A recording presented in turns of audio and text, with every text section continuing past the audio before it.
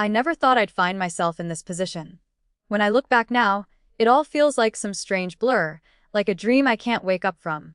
But it happened, and now here I am, telling you my story. My name is Anna. I'm in my early 30s, married to Mike for almost 7 years. We have a comfortable life. He's a good man, hardworking, thoughtful, always there when I need him. We had a strong connection once, but somewhere along the way, things started to change. I don't know when exactly, but I began feeling invisible. Mike is the kind of person who's always in his head. He's always working, thinking about the next project, the next promotion. Don't get me wrong, I respect his ambition, but somewhere between his late nights at the office and our endless conversations about bills and responsibilities, I started feeling like I was alone. He wasn't there emotionally, and even though he was physically present, it felt like we were two strangers living in the same house. And then came John. I met John through work. We were both in the same department, but his position was higher. He was older, confident, had this way about him, like he owned the room. And I noticed him noticing me. It wasn't blatant, but it was enough. At first, I thought it was just harmless flirting. He'd smile when I entered the room, ask about my day, and sometimes linger a little too long in the hallways. But something about it felt different. I began to look forward to seeing him, to those brief exchanges. He had this energy, this spark, that Mike had long since lost. John made me feel seen, heard, like I mattered. It wasn't anything wild at first, just some friendly chats after work, a compliment here and there. But gradually, it became more. I began thinking about him when I was at home, about what he might be doing, wondering if he was thinking about me. It was a slow burn. I didn't even realize it at first. But as the months passed, I started comparing him to Mike. And in every comparison, Mike came up short. John was attentive, he listened. He actually asked how I was doing, what I needed. It wasn't a lot, but it was more than I'd gotten from Mike in months. And that's when it happened.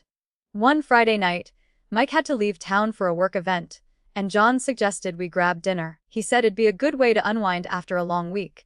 At first, I hesitated. It felt wrong, you know. But then I thought, why not? I'd been working hard, and I deserved a little fun. I wasn't doing anything bad. Just dinner with a colleague. That's all it would be. When I showed up at the restaurant, John was already there, waiting. He looked so different in a suit, more polished than at work. I felt a little nervous, but that nervousness quickly faded when we started talking. The conversation flowed easily, and before I knew it, we were laughing like we'd known each other for years. Dinner turned into drinks, and drinks turned into a walk. It was late, but I wasn't ready to go home. John walked me to my car, and I remember standing there for a moment, the cool night air between us, before he said, "I've really enjoyed this evening, Anna." I smiled, about to say something, but then he kissed me. I didn't pull away. It wasn't a long kiss, just a quick, soft touch of his lips on mine. But it was enough to change everything. I pulled back, my heart racing. John, I can't. I'm married. He looked at me, his gaze steady, but there was no judgment in it. I know, he said softly, but you deserve to feel desired, Anna. You deserve someone who makes you feel special. I didn't know what to say. Part of me felt guilty, but another part of me felt alive. Something about the way he looked at me, the way he made me feel, it was like I could finally breathe again. We stood there for a moment, just looking at each other, before he broke the silence. "I won't push you," he said, his voice low. "But if you ever change your mind, you know where to find me." I drove home that night in a daze.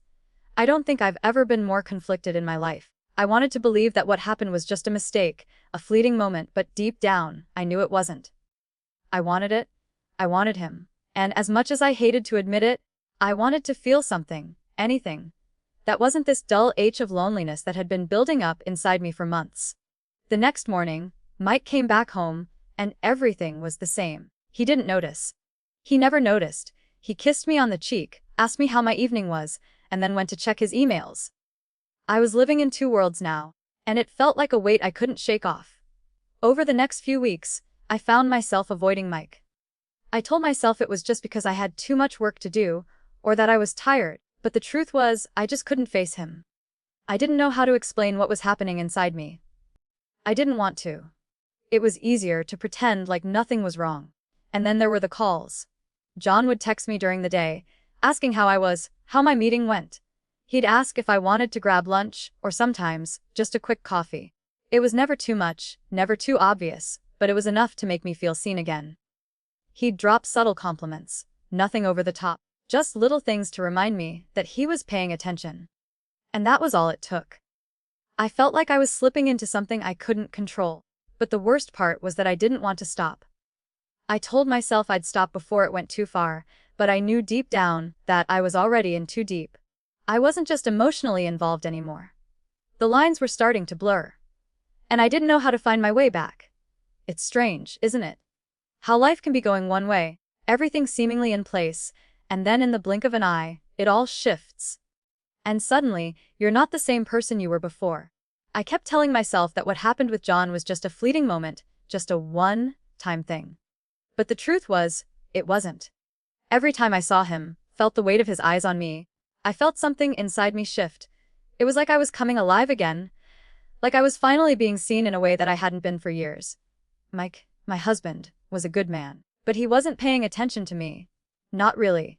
He was too wrapped up in his work, in his own world. And I was left here, alone, with a growing emptiness I didn't know how to fill. I kept telling myself that I wasn't doing anything wrong. I wasn't having an affair, right? I wasn't sleeping with John. I was just talking to him. Having lunch, getting coffee. But the more we talked, the more I realized how much I needed him. And how much I needed something that Mike couldn't give me anymore. John didn't just listen to me. He understood me. He asked about my day, how I was feeling, about my dreams and my fears. When I talked to him, I didn't feel like I was just another wife or another woman in his life. I felt like I was someone. For the first time in a long time, I felt like I mattered. It didn't happen overnight, but it started to feel like I was building something. Little by little, I found myself reaching out to John more and more. His messages, his calls. They weren't just about work anymore. We'd talk about our lives, about things that mattered. And it was like we both knew something was slowly starting to change between us. I tried to push those feelings down, tried to tell myself that it was just harmless fun, that I wasn't doing anything wrong. But the truth is, I knew exactly what I was doing, and I didn't know how to stop. And then, it happened again.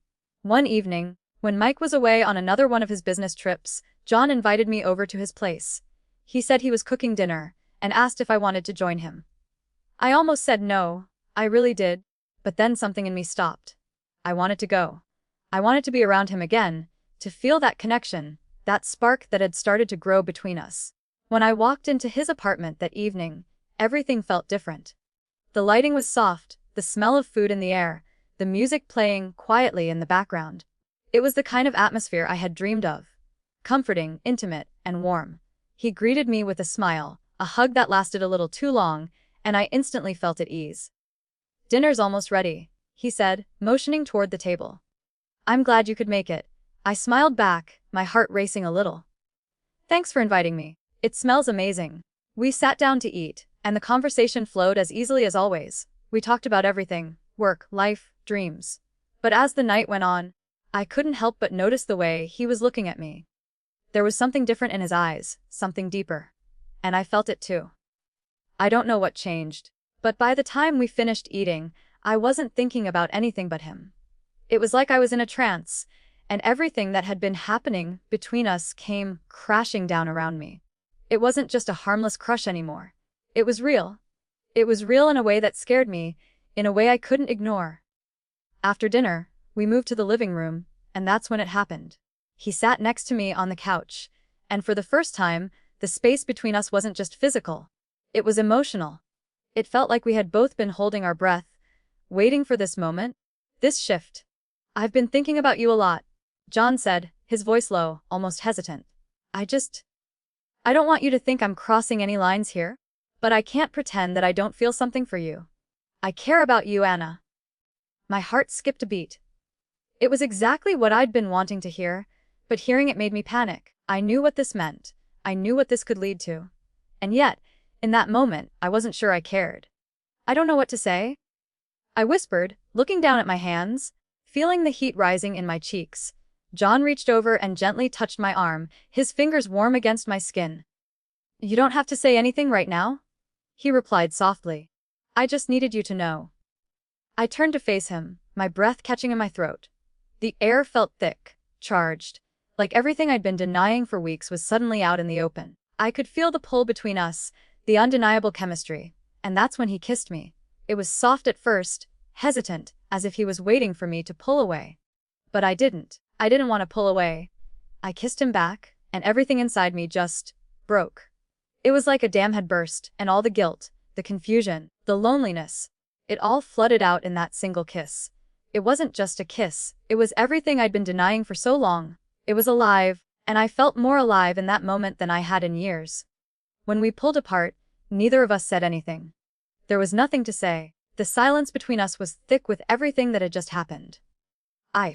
I shouldn't have done that, I whispered, my voice shaking. John looked at me with a mixture of understanding and something else, something deeper. I don't regret it, he said quietly. But you need to figure out what this means for you. And that's when I knew. I had crossed a line. There was no going back now.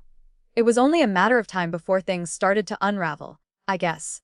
I had been living a double life for so long that I thought I could keep it all hidden, at least, until I couldn't.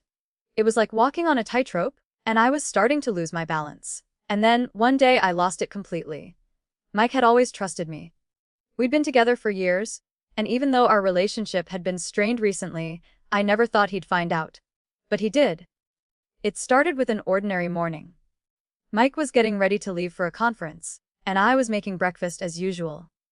The tension in the house had been there for weeks, but we were both pretending like everything was fine. I couldn't keep pretending, though. Not anymore. My mind was always on John, on what had happened, on what was still happening. But then, Mike came out of the study with something in his hand. It was a letter. Not just any letter, though. It was a letter from John's wife. I didn't even know he was married. The envelope was addressed to Mike, and he was staring at it like he couldn't believe what he was holding. Anna, he said, his voice low and almost quiet. Where did this come from? I froze. My stomach dropped. It wasn't like I could lie my way out of this one. Not when he was holding the evidence in his hand. John's wife, Jessica, had written a letter to Mike, accusing me of having an affair with her husband. In the letter, she explained how she had discovered the relationship and how it had torn apart her family. She was devastated, angry, and she was looking for answers. It wasn't just a letter, it was a bombshell, a weapon. I stood there for a few seconds, trying to figure out what to say, but the words wouldn't come.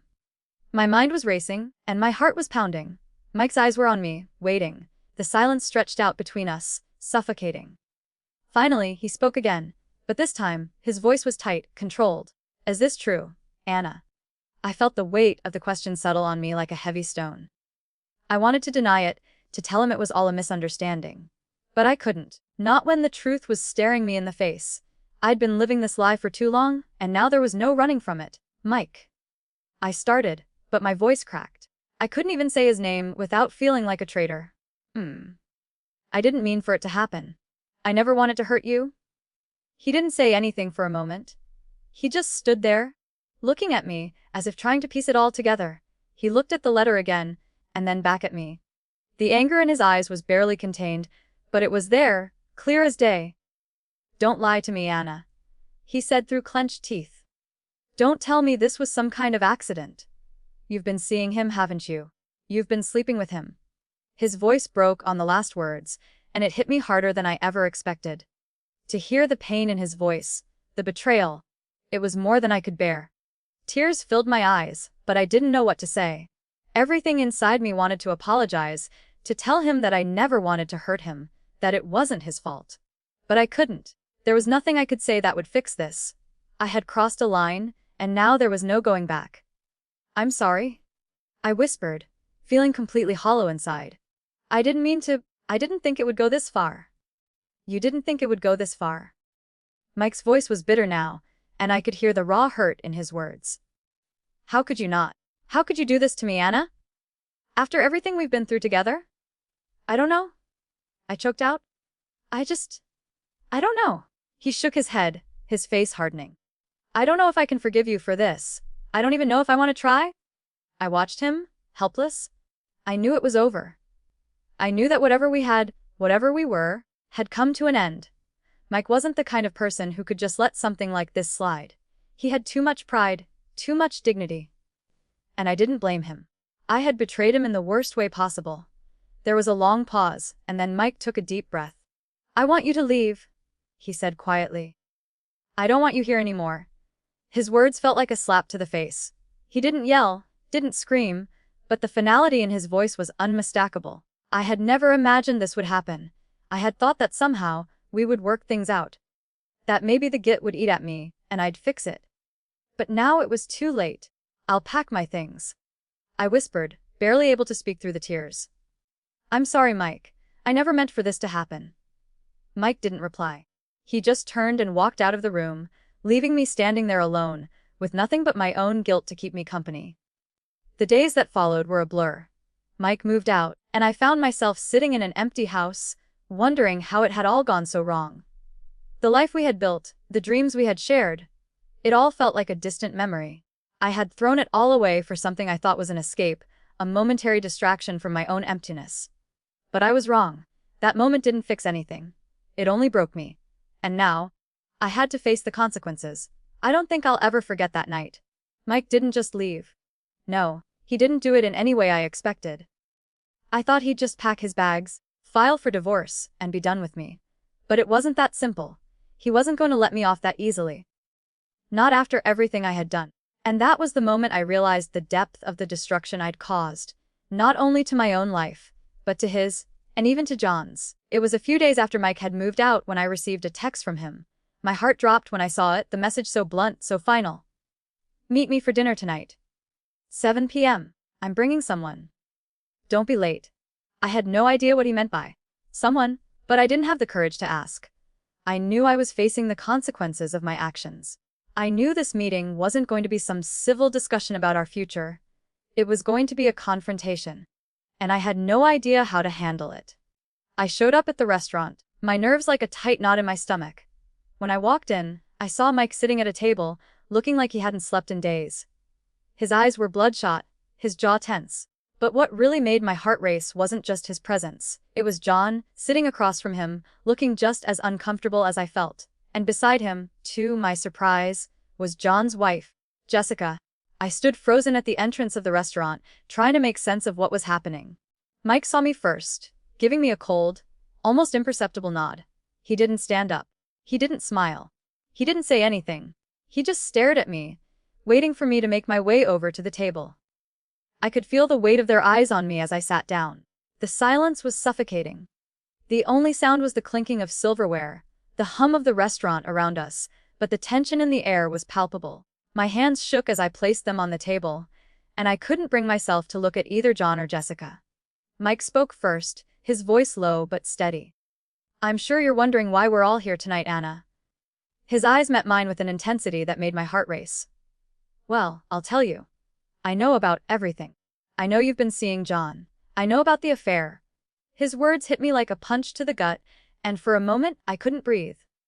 "But what you don't know," he continued, "is that I've been talking to Jessica, and I want her to hear it from you. I want her to hear the truth."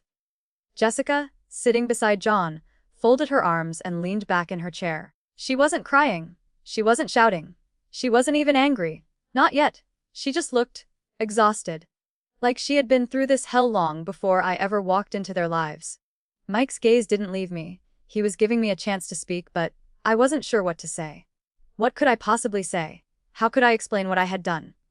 "I'm sorry," I whispered, my voice breaking. "I didn't mean to hurt anyone. I didn't plan for it to happen." John, who had been uncharacteristically quiet until now, finally spoke up. His voice was calm but filled with an edge I hadn't heard before. "You think that matters? The way you've torn apart our lives." His words stung, but I deserved it. "Do you think any of this is justifiable? That your feelings for Anna somehow make this okay?" I looked at him, feeling completely exposed. His anger was justified. It wasn't just about me anymore. It was about his wife, his family. I had caused this, and I had never truly understood the consequences until that moment. Jessica finally spoke. Her voice was steady, but there was an undeniable tremor of pain behind her words. "You've been lying to both of us, Anna. You've been playing with my husband's feelings, and you've been lying to your own husband. Why? Because you felt lonely. Because you didn't get enough attention. That's all it takes for you to break everything." Her words cut deeper than I expected. I wanted to defend myself, to explain how I had been feeling neglected, misunderstood. Like my life was slipping through my fingers. But I couldn't. There was no excuse for what I'd done. There was no excuse for the destruction I had caused. I never meant for this to happen, I said, choking on my words. I didn't think. Of course, you didn't think. Mike interjected sharply. If you had, maybe you wouldn't have destroyed everything we built together. The words stung, but they were true. I had destroyed everything. I had let a moment of weakness turn into something I couldn't take back. Mike stood up suddenly, his chair scraping harshly against the floor. I'm done, Anna. I'm done trying to fix something that's been broken beyond repair. I've been trying to convince myself that we could work through this, but I can't. I can't look at you the same way anymore. I don't know who you are anymore. It felt like a knife twisting in my chest. The man I had loved, the man who had been my rock, had just given up on me. And it wasn't just about the affair. It was everything, the lies, the secrets, the years of growing apart. I had pushed him to this breaking point. John didn't speak again after that, and Jessica only glanced at him, as if to confirm that this was over. Everything was over. Mike looked at me one last time, his face cold. I'll be filing for divorce. We're done, Anna. The words hit me like a physical blow, and for a moment, I thought I might break down in front of everyone. But I didn't. I just sat there, staring at my hands, feeling the weight of my mistakes crash down on me. There was no going back from this. There was no fixing it. I could hear the clinking of glasses in the background, the hum of conversation from other tables, but all of that seemed so far away. I felt like I was drowning in my own regret. I had lost everything. And then Mike left. He didn't wait for me to say anything more. He just stood up and walked out of the restaurant, leaving me there with the wreckage of my choices. John and Jessica followed shortly after, their silence louder than any argument could ever be, and I was left alone. Alone in a room full of people, yet feeling more isolated than I ever had before. I had destroyed everything. My marriage, John's marriage, my integrity. And now, I had nothing. I wish I could say this was the end of the story, that somehow everything magically fixed itself after that night. But it didn't. The aftermath is still unfolding, and I'm not sure where I go from here. The truth is, I don't know if I'll ever fully recover from the mess I've made. But I wanted to share this story with you, to show you that sometimes, the choices we make in a moment of weakness can have consequences we never anticipated. And I hope, in some way, it will make you think before you make the same mistakes.